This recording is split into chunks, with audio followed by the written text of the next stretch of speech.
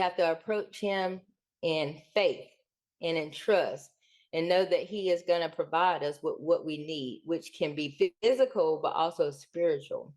Pray like Daniel, like I said before, when he prayed for that restoration and forgiveness, when we're saying, thy kingdom come, thy will be done on earth as it is in heaven, being not about us, but about restoring the whole earth and for everyone.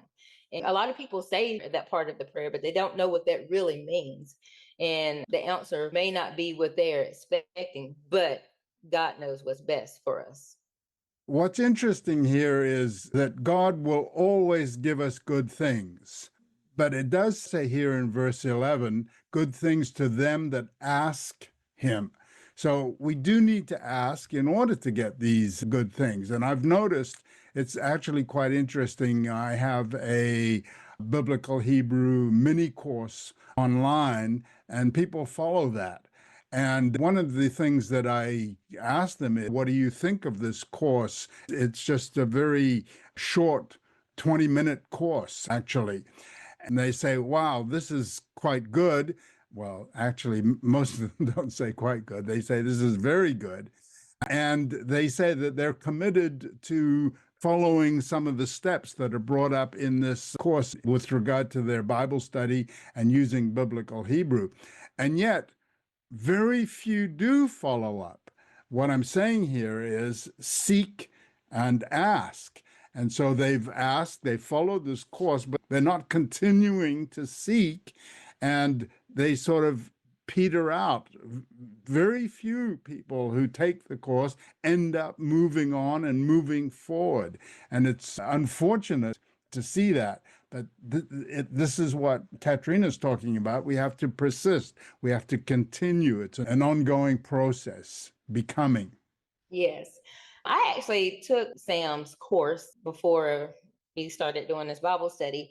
And I know another person that took that course too. And he was saying how it was great and great information and wow about the information. But the one thing he said that he didn't continue with it was because of time. So for me, I put the time in my schedule because I wanted the information.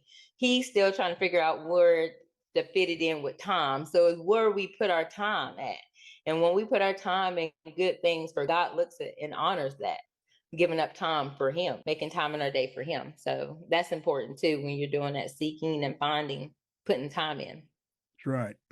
In Matthew 7 and 12, we're going to be talking about the golden rule.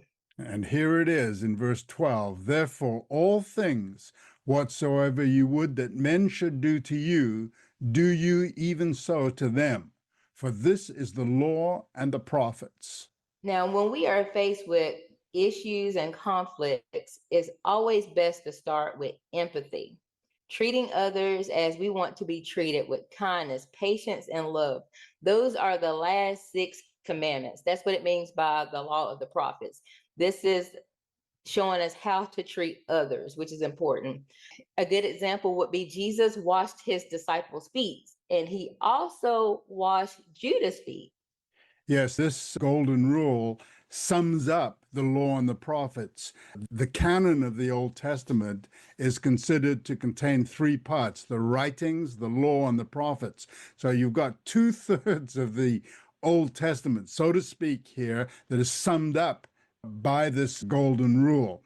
And of course, in the New Testament, and with regard to the Sermon on the Mount, as we're seeing here, it goes further than doing to others what they do to you. Unlock Scripture's core meaning with Biblical Hebrew made simple. No reading, no memorizing. Get your free mini course now. theexplanation.com/naked.